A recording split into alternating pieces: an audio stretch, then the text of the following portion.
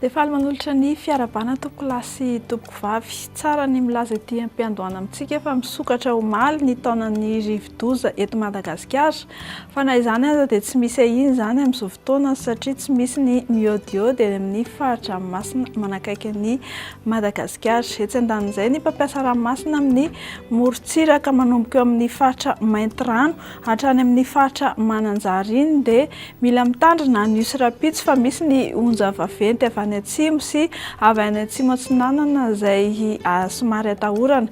Ny zoma 4 sy sabotsy 5 novambra kosa dia manomboka eo Mananjara ary mipakatra any amin'ny faritra Isambava iny no mila mitandrina ny mpampiasa ranomasina satria mahery be ny avy onja. Toy izao manaraka izao ny toetr'andro no vinavinaina ho amin'ny Rapitso fahatelo ny volana Novambra 2024 sy 2025. Anorana malefaka ny faritra Sava sy Analanjorofo. Haka endrika tandrifin-drahona kosa izany amin'ny Vadivavy Fitovinany atsimo atsinanana ary ny faritry Taolagnaro fa hifandimby ny Rahona sy ny Masoandro ny amin'ny faritra sisa rehetra. Mafimafy ny fitsokan'ny rivotra amin'ny faritra Avo amin'ny afovoantany izany hoe manomboka eo Analamanga no mianavaratra.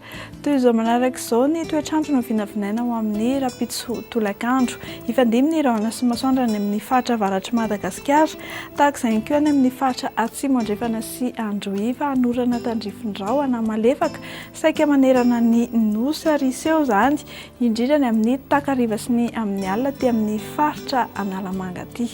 Mikasika ny maripana no vinavinaina ho amin'ny Rapitso maraina indray dia misy fiakarankely ny faritra afovoany andrefana fa midina ny faritra atsimo atsinanana. Ny aty amin'ny faritra ny afovoantany izao araka izao hitantsika amin'ny sary izao dia 14 hatramin'ny 19 degré. Ny any amin'ny faritra morontsiraka kosa 20 hatramin'ny 25 degré Celsius.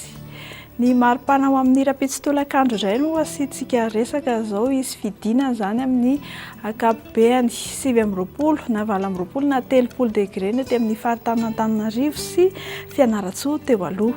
4-30 degré kosa ny ambony indrindra ny faritra Analalava sy Antsohihy ary any faritry Maivatanana iny.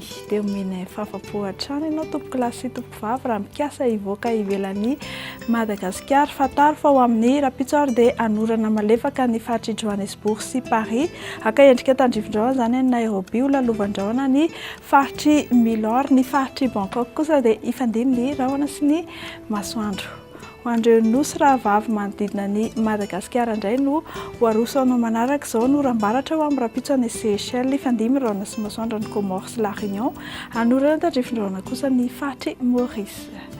Dia izay tompoko lahy sy tompoko vavy no azonao rosoantsika ho amin'ity alina ity dia mirary soanao izay ary manome fotoananao ho amin'ny Rapitso indray.